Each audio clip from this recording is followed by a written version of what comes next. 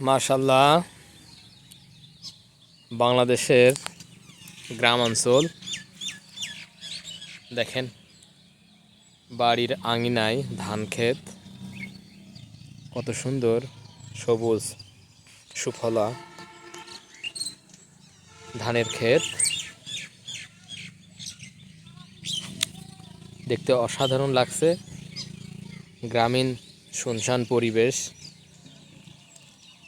শালিক পাখির ডাক, দেন খড়ের পালা, এক কথায় অসাধারণ অপূর্ব গ্রামের পরিবেশ, দেখলে মন জোড়ায় যায়।